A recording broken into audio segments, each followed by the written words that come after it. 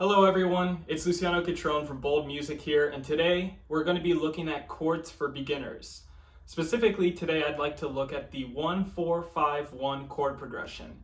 Something that's great about this progression is that it's really just 3 chords you need to learn in total, because the first and the last chord, being the 4th chord, are both the same.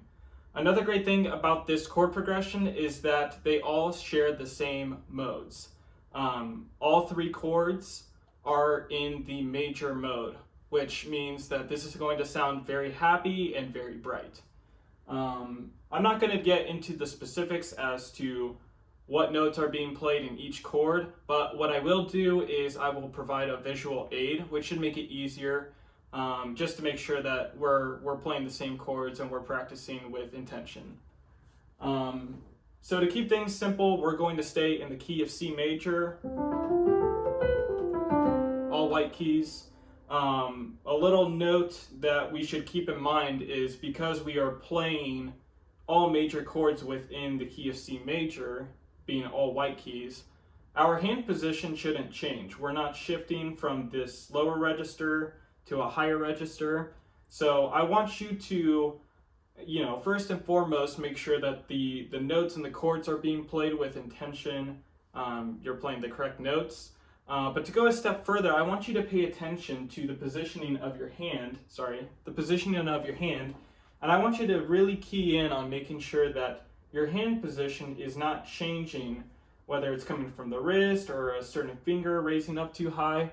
We want to make sure that we're keeping, the hand position from one chord to the next the same in movement. This is going to help a lot with practicing whether it's a major chord, minor chord, and so on and so forth. So let's jump right into it. We're going to start with a C major chord. All of these chords are only 3 notes in total. So we start with the C major chord again. And then we're going to jump up to F major, being our 2nd chord. So that should be 4 notes away from C. 1, 2, 3, 4. So C major again being your 1st chord. Up 4 notes to your F major chord. Now this can be a little bit of a big jump for some beginners, but that's okay. Take it slow. There is absolutely no rush with this, and repetition is the best way to practice. So make sure you're hitting all 3 notes with intention, and then slowly move your hand up to the next chord while keeping your hand position the same. Something that might help is going back and forth.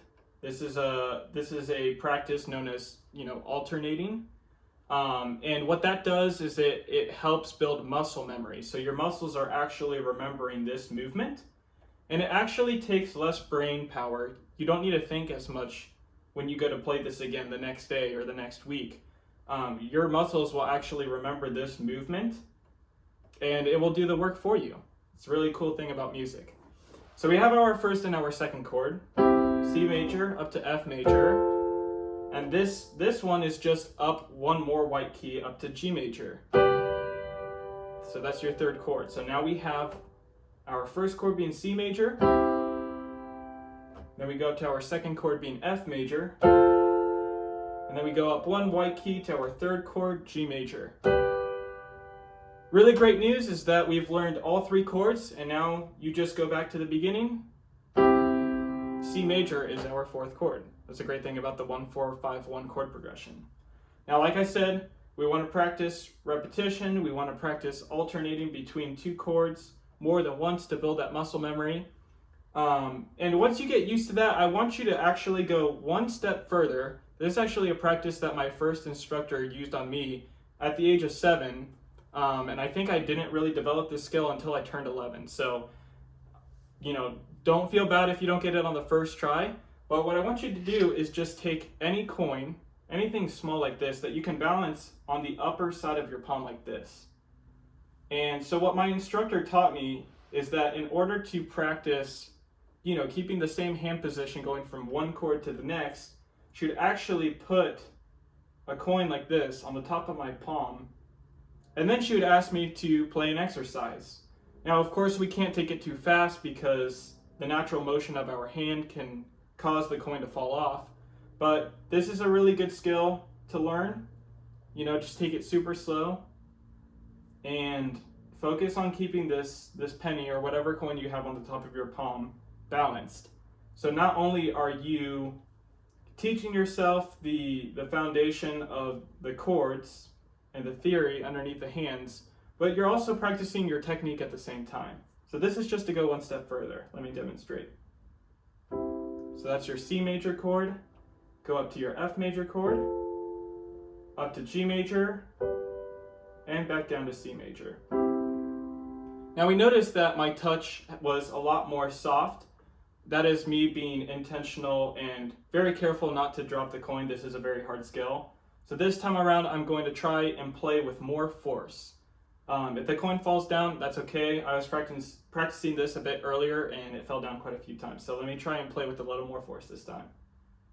C major, up to F major, up to G major, and back down to C major. Just like that. It is a very hard skill.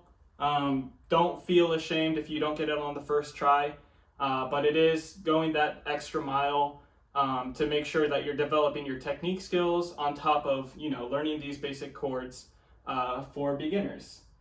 And I think that is everything. Again, I just wanted to emphasize the importance of repetition, that practice of alternating between two chords more than once.